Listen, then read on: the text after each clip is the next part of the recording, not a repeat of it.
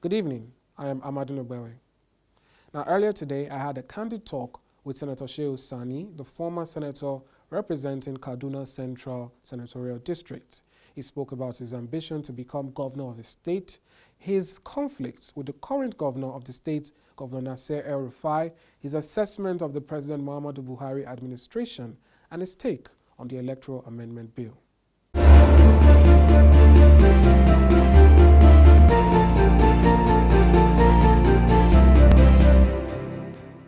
All right. Good afternoon, Senator.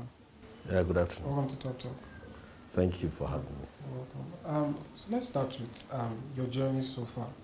In 2015, you became a senator through the APC, and then you were in the PRP and now the PDP. Can you tell us about your journey so far, especially because even before this, you were known as an activist, someone who was always there to fight for the people.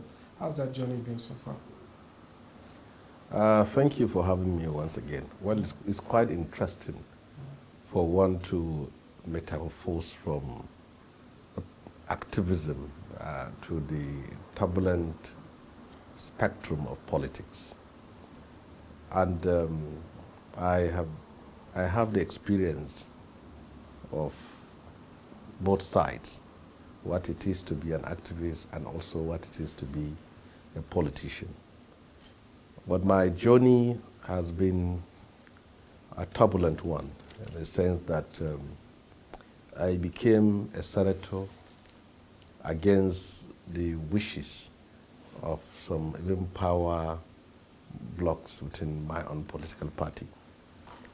And I left the APC because since it assumed power, especially in my state, the party became the franchise of the state governor, where he determines and calls the shots almost on everything.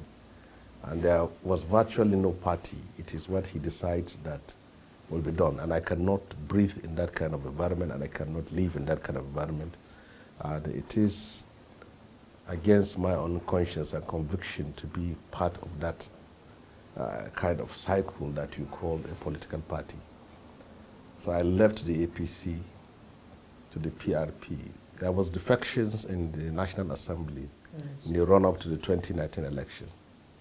Many of our colleagues moved from the APC to the PDP, but in my own case, I had a series of discussions with stakeholders from my own state, and led by one of our elder statesmen, Alhaji Balarabe Musa, of blessed memory.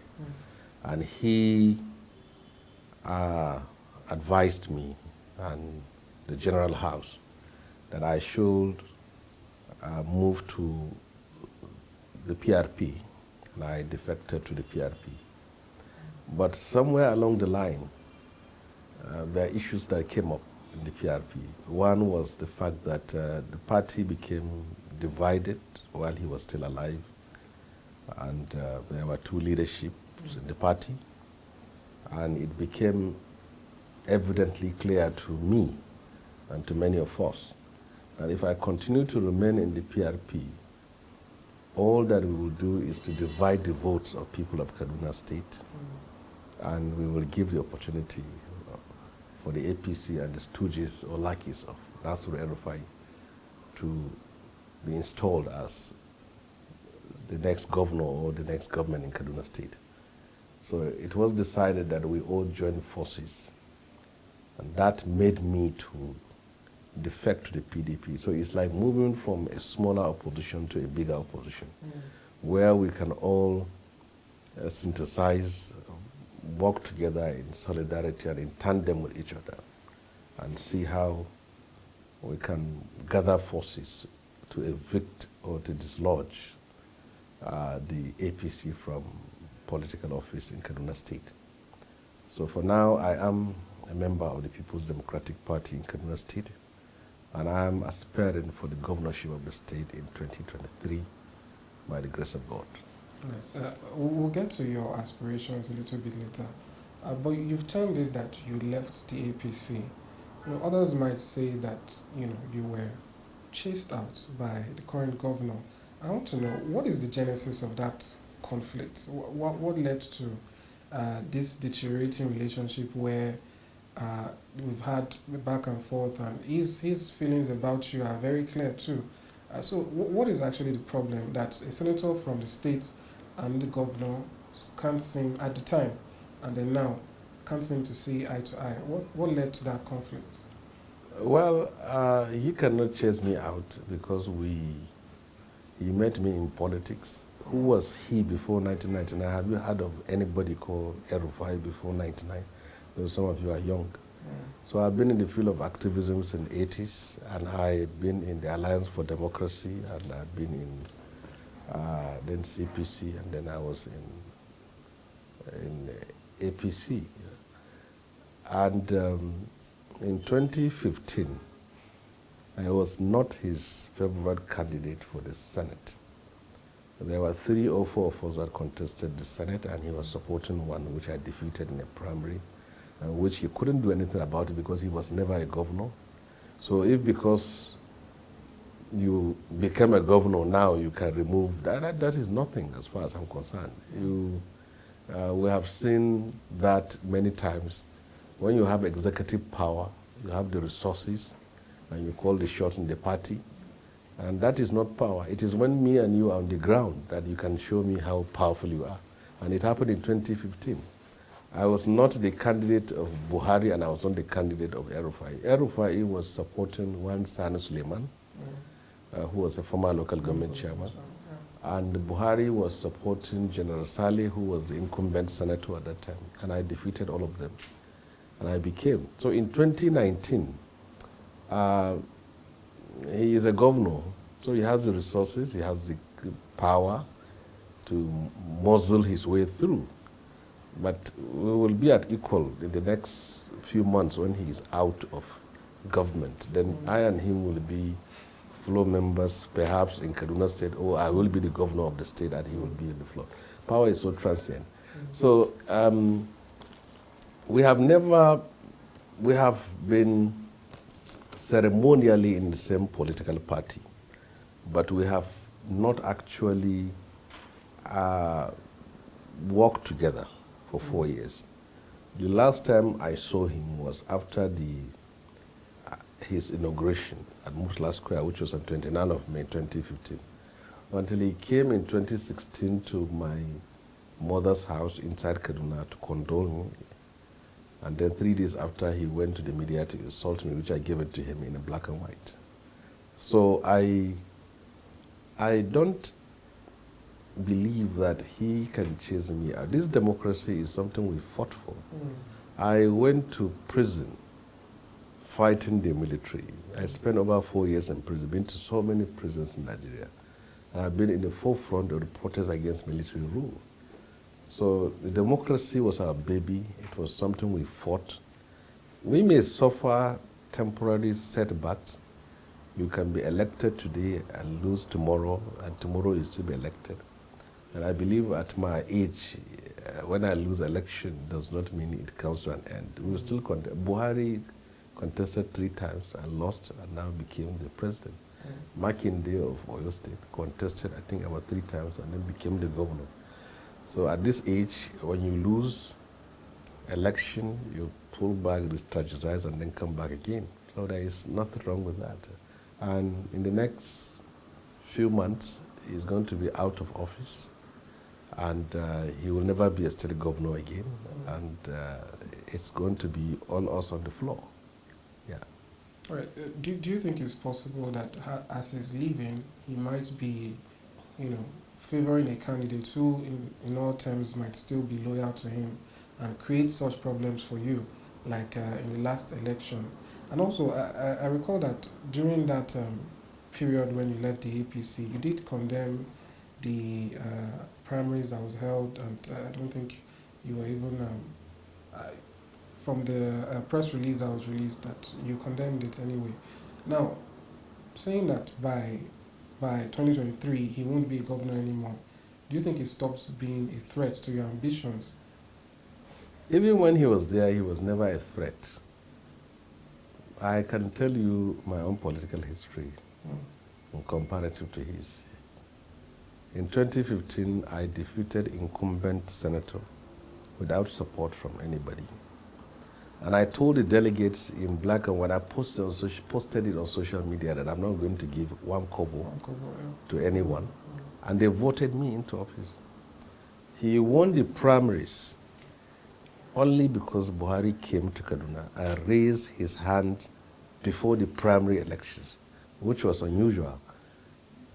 Then, as time moved on, I do not think that he is going to be a threat, because governors have this kind of mentality that when they are done with their tenure, they want to install a successor who will protect their legacy and protect them in office, and also become their own stooge, satraps, lackey, or subservient to them. But that has many times never not been the case. In Osun State, you can see what is happening between the minister and the governor. In Gombe State, you can see what is happening between the minister and the governor. It also happened in Kano State between Kwankwaso and Ganduji. So once you think that you want to impose a successor who will protect you, the moment he goes there, he tries to build his own support base, reach out to people, try to build his own legacy. And then from there you will see he will be moving towards independence, and then crisis will come. I don't believe that any person whom the governor is going to impose will be completely his stooge, because he will have to live with people, and he will know that the buck stops on his table, and he will also have to answer questions which are going to be asked for him and contend with the crisis in the state. So I don't think, despite the governors who have this mentality of imposing a stooge before they leave, I don't think his stooge is going to be an obstacle to my ambition, because the symptoms are very clear. With the last local government elections, the PDP won most of the seats, and they were rigged out in a lot, but they still won an appreciable number of councillors and local government chairmen in the state, which was unthinkable before. And then something funny. It's unusual in Kaduna State for people to be contesting election without placing their posters close to that of Buhari. But in the last local government election, I can't remember one councillor or local government chairman that printed his posters and pasted it along with that of Buhari, which shows that things have changed.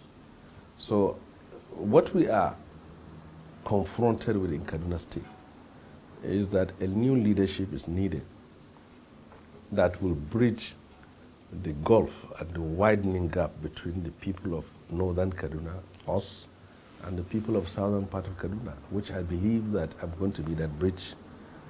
And the leadership in the state now has polarized the people to the point that a certain section of the state don't feel that they belong to that state for now. So to me, he is on his way out, and we are going to make sure that none of his stooges emerge as governor of Kaduna State. Right. That is fair. Now let's talk about what you actually hope to achieve when you do, or if you do become the governor.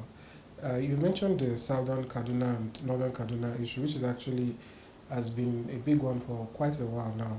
How exactly do you want to solve that? And also the aspects where you've condemned this current governor, what are you going to do differently?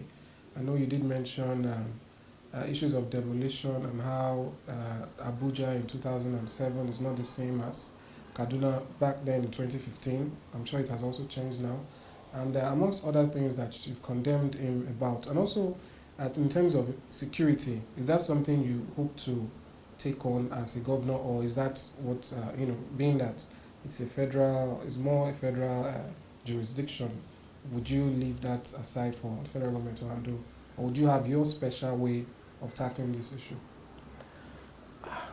As a governor of Kaduna State, I have a lot of policies and programs which I want to implement within the first 4 years, and I will hit the ground running, knowing fully that I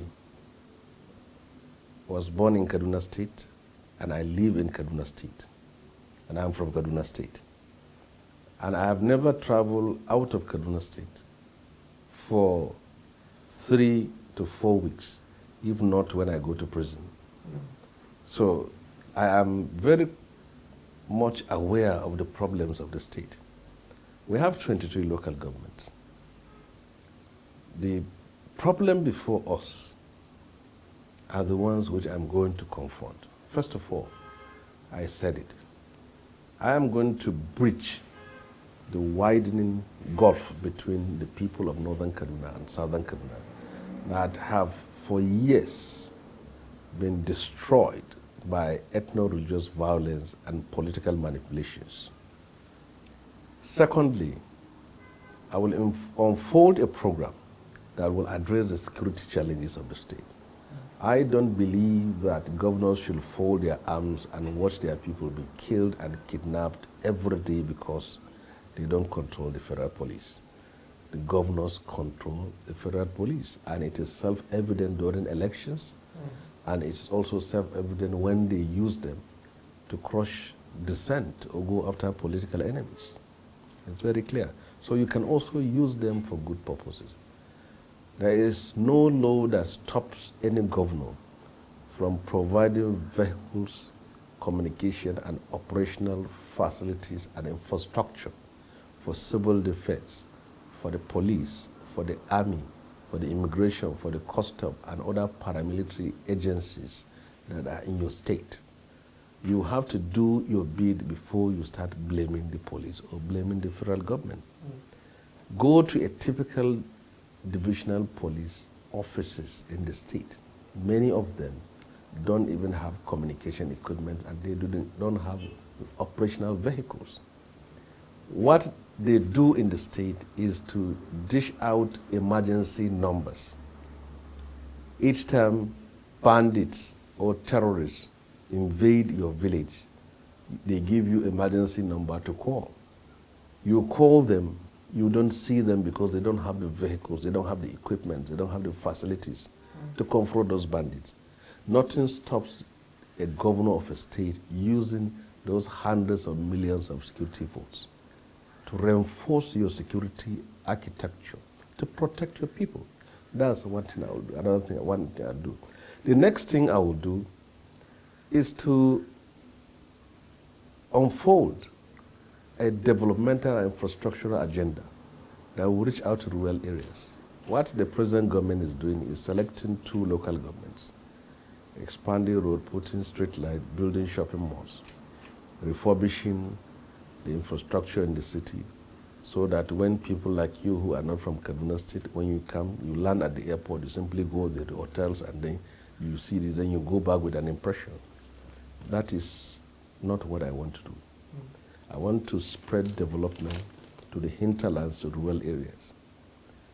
The next I will do is that Kaduna has a serious agricultural potentials. Let us unfold an agricultural policy that will ensure that all local governments are productive optimally in terms of producing food crops and cash crops and setting up industries that will process them. Next is, Kaduna is littered with moribund industries. I have never had the governor of the state sat down with the owners of those industries and see how he can support them to reactivate those industries that provide hundreds of thousands of jobs to our people. If you build roads, you install street lights, and people have no jobs. They have no means of livelihood. What are you doing? My next agenda is how can we address the debt burden of the state? Before the coming of this government, Kaduna State was indebted to the tune of $250 million. And when he came in, he wanted to borrow during my time the sum of $350 million World Bank loan. When you put 350 and then 250, you are talking about how much? So you can see, then what is the internal generated revenue of the state? And then put it in vis-a-vis the federal allocation. So by the time he leaves office, the next government or governor will have to contend with how he can solve the debt legacy he has left behind. And it's one issue which I do think about it day and night, what I will do about it, but I will do something about it and I will address it. Kaduna used to be one of the best sporting states in Nigeria. You heard of Eimba, Shooting Stars, Kano Pillars, Sharks of Port Harcourt, Niger Tornadoes. But if I ask you, which team have you had from Kaduna State? None. We are not in the professional league, we are not in Premier League, we are not in any league. Kaduna is simply a graveyard of sport for now. Despite producing some of the best in the country. Amokachi is from Kaduna, Tijani Babangida, Celestine Babayaro. All those people are from Kaduna State. But now we don't have such names. So it's an issue I want to take seriously. On health and education, the government tells lies that it has free education and free medical care, which is not true. I want you to do your own independent survey. Go to any public hospital in Kaduna. In some cases, they are even more expensive than private hospitals. You pay both open and hidden charges. They charge you for this, charge you for that. These are public hospitals. In the areas of education, they have selected schools where they refurbished them, painted them, and posted them as achievements. Of what use is a school if it does not have teachers? The last time there was a mass sacking of teachers, then the verification of teachers, then another sacking of teachers again. The whole educational standard in the state has fallen. They took on an initiative of feeding students, which later they dropped it when they couldn't sustain it. So for me, I believe, how can we train our teachers to provide the best quality education at our primary and secondary school level, something we benefited from. Many of those that are governors and ministers and senators today holding position of offices were products of public school. It's a shame that those schools we attended yesterday, we couldn't take our children there now.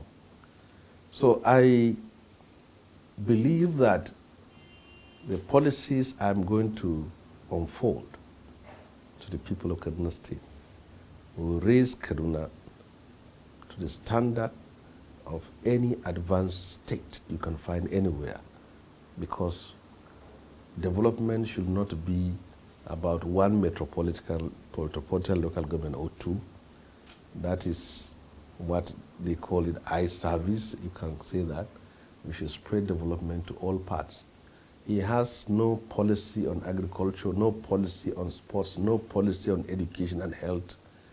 All is about beautifying the city, and I believe people are important. I am concerned that my state has become the hub for terrorists and bandits today. My people are being killed every day, and the government appears helpless and hopeless. There are villages where terrorists have burned down people. Dogs are eating the fleshes of human beings. They rape women every day. So there are about 4 routes to Kaduna City. The one from Lagos, the one from Zaria, the one from Abuja, and the one from Southern Kaduna. Now you cannot move a kilometer outside of Kaduna without getting into the hands of bandits anytime after 8 p.m.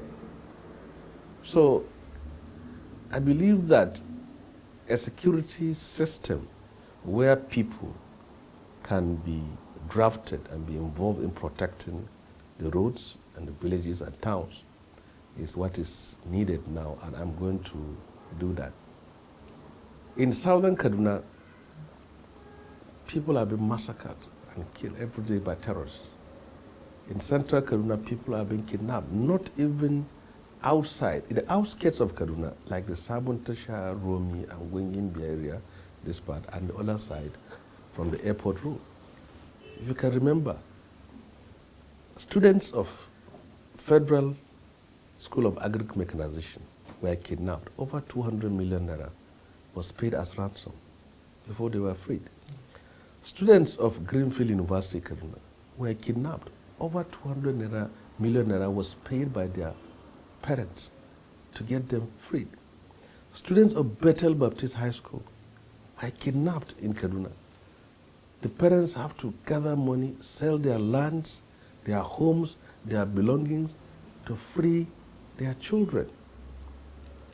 It has reached so bad that even the road that used to be safe, Kaduna to Zaria, there are over 100 people now in the bush alone from Kaduna to Zaria who have not been seen for the last 4 to 5 months.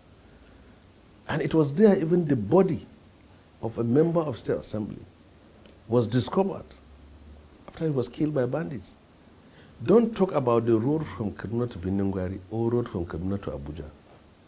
Those ones, you don't even have the number of people that are there as hostages. There is a local government called Biningwari. It has border with Kaduna State and Niger State. Farmers, villagers pay ransom to bandits to go to their farms. They pay levy and taxes to be able to be allowed to harvest their crops. It has reached so bad. Bandits have become an authority and a state within a state. So government or governance exists only within the city.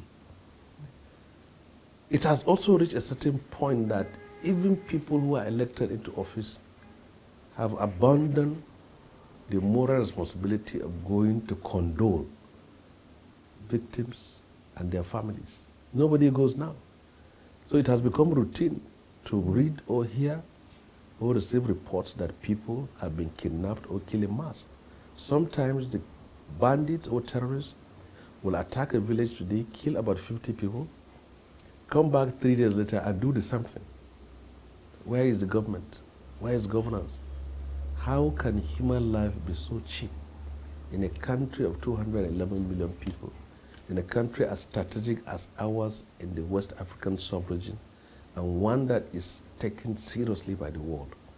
So a leadership at the local level, at the governorship level, that will protect the people is what is necessary and needed now. All right, so that is fair. Now, let's talk about the sentiments that persons who have certain issues against them or allegations ought to completely, end it or finish it before putting themselves up for office. I'm referring to the alleged bribery case of $25,000 that was brought against you by the EFCC. Now, what do you have to say about that case? Do you think the EFCC is genuinely, trying to do its mandate, or do you suspect any foul play? Well, I think the case is before the court now, and we have been on and off it. Yes.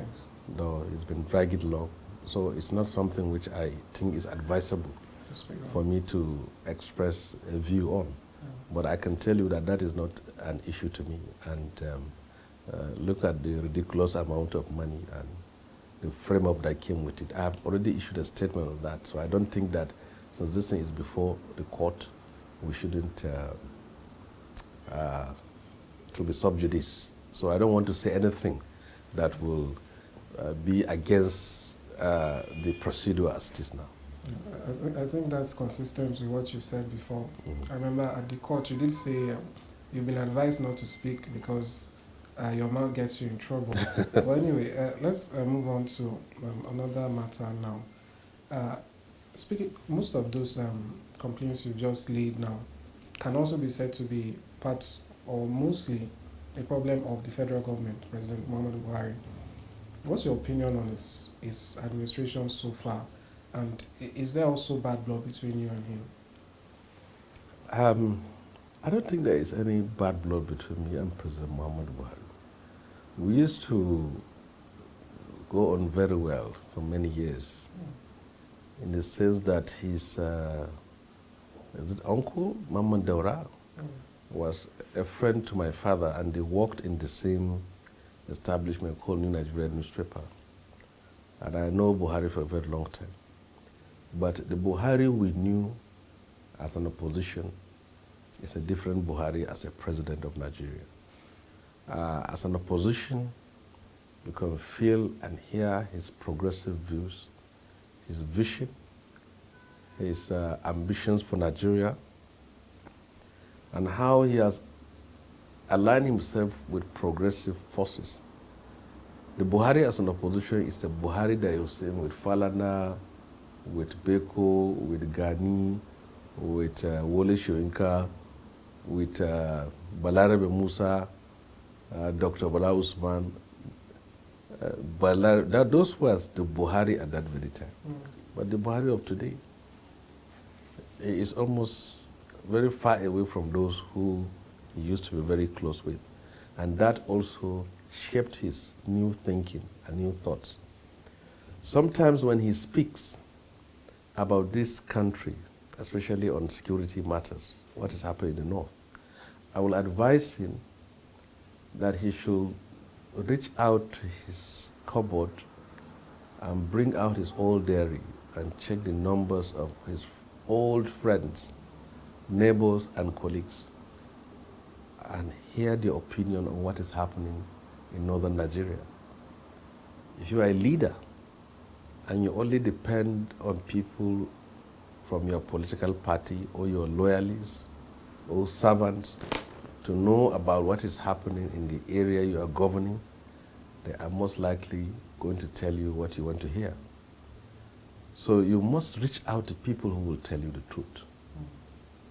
And President Buhari has gone very far from those who fought with him, who stood by him, who struggled with him. Could you ever imagine a Buhari is a president today? There was no Tam David West, there was no Tony Momo, there was no Mike Hamba, there is no Buba Galadima, there is no Balare Musa, there is no Dr. Hakim, there is no all those persons whom he was in the trenches with. He had new friends, and that changed his thinking. Many things that attracted Nigerians or appealed to Nigerians about Buhari, he found himself in power and doing the opposite of it. One is on security. Look at how we were so critical of Jonathan at that very time. Now the people in power will tell you it is not everything that you should criticize, it's not everything that you should oppose. But that was not what they did when they were in the opposition. They were criticizing everything, they were opposing everything. So you can't teach the opposition on how they should oppose you. It is what you planted, it's how you train Nigeria, it's the culture you left behind that is now coming back to you. So, on security, when we were so critical about Jonathan for failing to protect this country in regards to what has been happening with the bombings and the Boko Haram and whatever, now here we are. Neither the city nor the villages are safe. Bandits have moved away from kidnapping people and extorting ransom to even installing local chiefs, collecting taxes and levies, even installing imams in mosques. So you can see how this brigandage, thuggery, and criminality has advanced from being criminality in the bushes to even elevating itself to the art of governance. That's one thing. Second aspect of it is the kind of people he surrounded himself with. many of these people are there with Buhari because Buhari is in power. And I can tell you, the very day Buhari completed his term and returned back to his home, either in Kaduna or in Daura, he will sit down and come to the realization that he has associated with wrong people who have wrongly advised him, who have simply enriched themselves and destroyed his legacy. So my differences with him is political. As a leader, he is a father. He is someone who we consider an elder, and I believe that he has tragically done a lot of mistakes. And he will realize it when he's out of power. He is so blinded now because all they will tell him that this and that. And then look at the country as it is. How can respected leaders from Southeast who love you, who cherished you, who respect you, and who have been standing by you for years, come to sit down with you, appeal and begged you for a favor, and it was reported that you said you will consider such a favor. And then later, instead of just leaving it as it is or considering such favors, then you said, I'm not simply going to do it. It is not everything that will be resolved in court. Political solutions are important. Take, for example, the case of Sunday Igboho and Nnamdi Kanu. Now, both two people used to be patriots who loved Nigeria, who are in love with Nigeria, who campaigned for Nigeria. But later, they took the path of separatism. Why did their ideas flourish?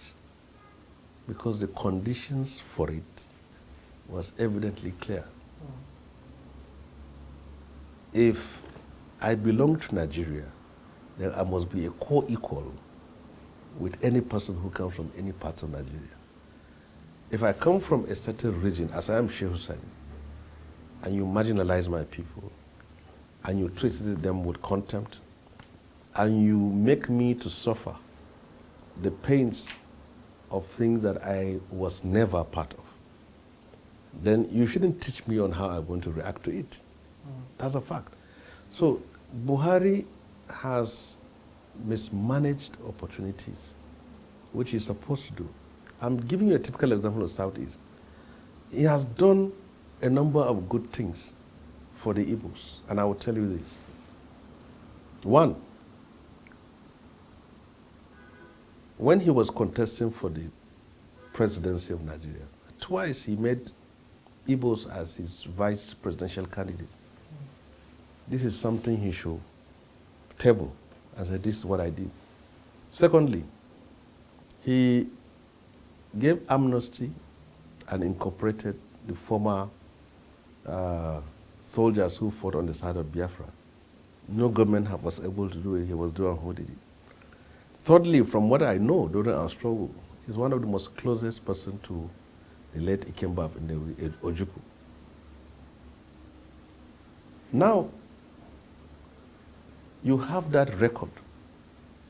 Use it to convince the people from the region that they are with you and not calling them a dot in a circle. So to me, he needs a political advice that this country cannot be held together by force. The national anthem, the national pledge cannot hold Nigeria together, or the constitution of the country. It is equity, it is justice, it is fairness.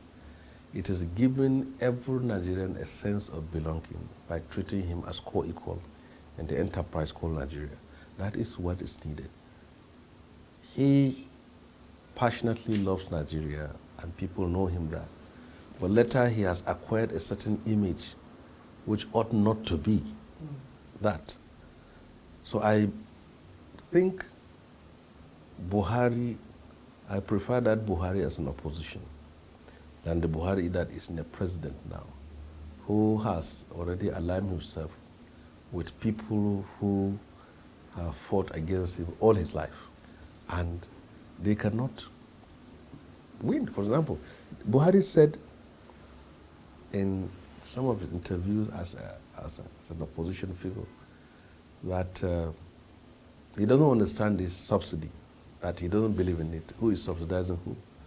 But look at now. We are subsidizing petroleum products in hundreds of billions of naira, and the government just don't know what to do about it. So I felt that I prefer that Buhari, who was there as an opposition, and I hope that by the time he is done with his tenure, he will come back and realize all these mistakes, which is already too late. All right. And now we're almost rounding up now. Yeah. Well, let's speak about your ambitions and the fact that you are now in a major opposition party. So it's not just about Kaduna; it's about, you know, the whole of Nigeria and what the PDP hopes to do with taking power again. What you said during the interview here is similar to what we've heard from other PDP stalwarts, that a lot of elections are rigged, you know, by the ruling party. Now, with that being in mind, I think the APC has grown stronger in the last couple of years. We have governors decamping. We have people in the legislature also moving to the APC in numbers. Now, that being said, how exactly does the PDP and yourself hope to actually win elections again, if you truly believe that this rigging is a very big matter? What has changed between 2019, 2015 that is doing the change in 2023 that will actually stop the APC from retaining power? Because a lot of their chieftains believe that the opposition of the APC is the APC, and that, you know, the PDP is just there to fill up space on the ballot. So how is that? What's changing in 2023? Well, a lot of things are going to change. First of all, Nigerians are more awakened and conscious now than they were in the last 3 to 4 years. Secondly, Nigerians have suffered now more than they have suffered in the rest of their lives. And thirdly, is that the government has failed in a number of respects. And this failure is final because there is no election now, because the first tenure you will see we couldn't do this, we couldn't do that because of this, but when you elect us again, so the Nigerians gave them the second chance. So that is it. And it's a fact. Ruling parties lose elections or crashes as a result of, first of all, their misconduct in office, secondly, their failure, and thirdly, the internal crisis that comes. The APC couldn't have a right to power without internal crisis in the PDP. If you remember in 2014, the walkout in the convention in the PDP led to some forces decamping from PDP and then forming the APC and taking over power. And the same tumor that destroyed the APC PDP is self-evident in the APC now. APC is a merger of different political tendencies, ideas, and background. And now it's clear that those differences are becoming evidently clear.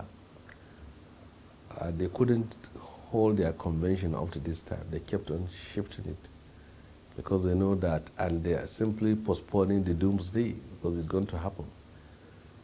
The different power blocks that are in the forces in the APC are certainly going to align themselves with the PDP when the time reaches, because the APC is in a moral crisis now. First of all, it doesn't know where to zone its chairmanship of the party. It doesn't know also where were to zone the presidency. So if they zone the presidency to the north, it means that they have reneged on their gentleman agreement, if there is anything like that. And if they zone the presidency to the southwest, you can't be sure whether the north will vote for them. So when you put this all together, and the north, they don't show whether the north or the southeast and the south will vote for a candidate from the southwestern part of Nigeria. So they are doing their calculations well, and they also are conscious of the fact that these power blocks are at loggerhead with each other, which made the president during his last media chat to state it very clearly. As long as they go as a divided house, it's an opportunity for PDP to take over. For a president who is a leader of the party to have come out openly and make such pronouncement, it shows the severity, the deep-rooted animosity and malice that exists within the ruling party. So as an opposition party, we are going to cash in on the fact that the government has failed. We are going to also cash in on the fact that there's going to be crashes in the APC. We are going to cash in on the fact that Nigerians have had enough of this change, so-called change, and they want a government that will bring prosperity, restore order, stability, and security to Nigeria. All right. Now, you are known to be very active on Twitter. You know, so much so that the APC has referred to you as a blogger. You know, and as regards your claim to run for governorship. Now, there's a particular tweet of yours I'm interested in. I'm sure it was tongue-in-cheek, but I would like to know what your real thoughts are. It's a picture of you and Bola Ahmed Tinubu, APC national leader, and you say Jagaban is not as old as you portray him. We are both young guys and age mates. Now, what really are your thoughts about this, the national leader's declaration of interest to the president to run for president himself? You see, the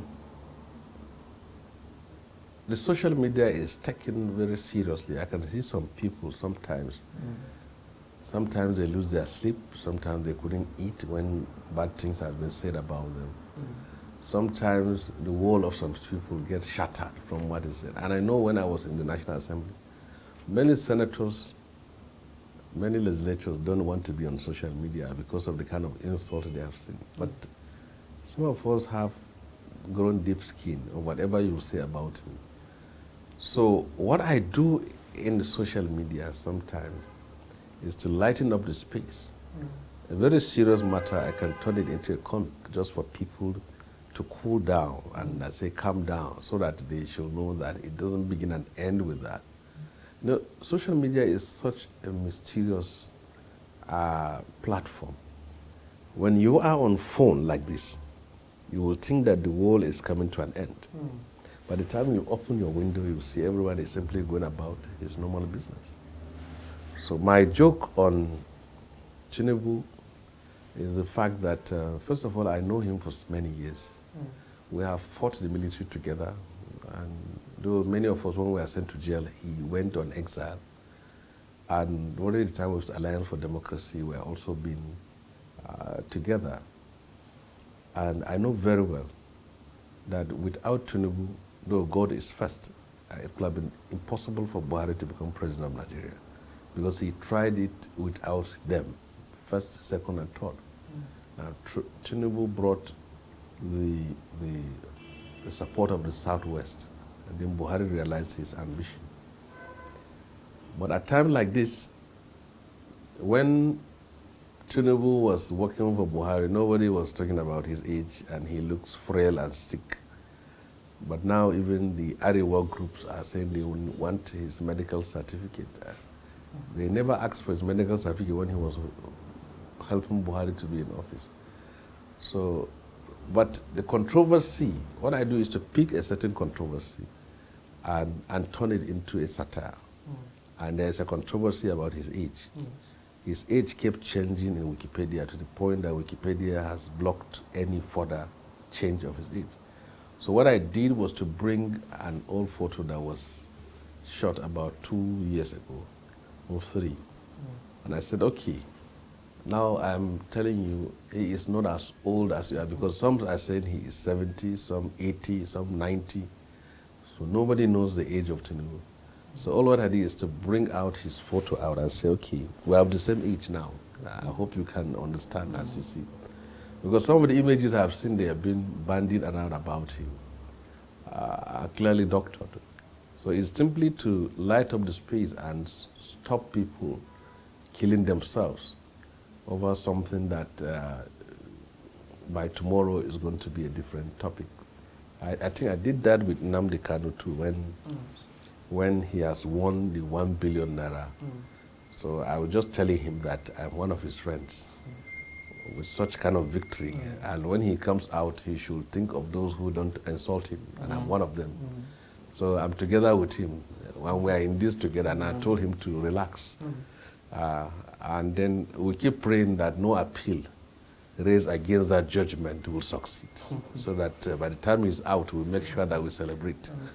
So it's a matter of simply, so the issue of saying a blogger, I think if actually what I say is a comic or just a blogger, it couldn't have elicited reaction by a whole government. And I told the governor of the state that he has failed. And then the response from the party was that my postings are comical and satirical and that I'm a blogger. I say, if a comedian posted anything, then you laugh at it. But if it generates anger for you to write about 7 pages of response, then you know that it is not a comedy. So we send messages in different forms, but people should not know that you have life to live other than social media. I think I have some following, I think 2 million on Twitter, and then on Facebook I have about 500,000 followers. But I don't think that people should take social media to be a matter of life and death. They have lives to live. Yes. All right. Just a few more questions now. Now you're in the PDP. You've been to the PRP before the APC. There's a sentiment that politicians don't have true ideologies or have goals, so they are so easily moved. And now, can you really condemn anything or most things that the APC have done, being that you were there in 2015, when this happened, or is your stance that the APC really changed after you left? How do you defend yourself when people say these persons, because like you said, you wanted, or the APC wanted the Jonathan government out, and now you are in the party that the Jonathan administration was, ruling with. So how do you respond to people who feel that you are not true to yourself by leaving and then now condemning or joining what you once condemned? Okay. Well, I think it's important for people to understand the architecture of Nigeria's political parties and the dynamics of it too. It's not a black and white situation between APC and PDP in terms of philosophy. Political parties are, as they are today, platforms for which people aspire for political offices. There are no ideological differences. And I can tell you this, even when I was in the APC, who were in the APC? Amechi is PDP, he's in APC. My friend Timi Presilva was in PDP and then in APC. Naja Governor was in PDP and became APC. Kaduna Governor was PDP and became APC. Kano Governor was PDP and became APC. Sokoto Governor was PDP, then APC, then PDP. Who again? Gombe Governor was PDP, now APC. Nasir Governor was PDP, now APC. So if you look at all these forces who were condemned for destroying Nigeria for 16 years, they are also part of the forces of change from 2015 to 2023. So the two there are two major political parties in Nigeria, the PDP and APC. If PDP is not in government, it's going to be APC. If APC is not in government, it's going to be PDP. That is what existed. Attempts to build a third force has failed because people have become so entrenched in these two political parties. So to me, I couldn't get much attacks when I defected from PRP to PDP because I didn't defect to APC. I know if I have defected from PRP to APC, only God knows the kind of missiles that will come into me. And I believe I could have lost a lot of friends. And I do not think that it's a party I can go back to, especially with the kind of leadership that exists in that state. APC belongs to state governors. They decide who becomes the party executive. They decide who wins the primaries. They write the names of delegates. They decide who is given appointment. So everything begins and ends with them. Whoever is a member of the APC, we are expected to behave like a slave who is subservient or who surrender his conscience and his conviction to a state governor. And I cannot be that because that has not been my pedigree. So I am in the PDP now with the belief that it's an opposition party that is aspiring for power. So if PDP has destroyed Nigeria for 16 years, I was not part of that 16 years. So I was not part of their past, but I am determined to be part of their future. The people who helped destroy Nigeria for the 16 years in PDP are already in APC now. So when they left, we now came back here. Yes. Thank you. All right, that's fair. All right, just to end things now, during the course of our conversation, or just before we started, we're seeing news now that the electoral amendment bill has now been passed without the clause for direct primaries. Very quickly, how do you react to that?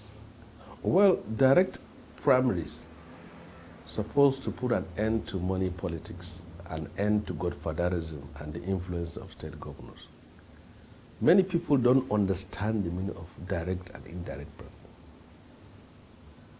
Direct primaries is the one in which every card-carrying member of the party can vote for those to represent the party either at the State House of Assembly, the Senate, House of Reps, or the governorship.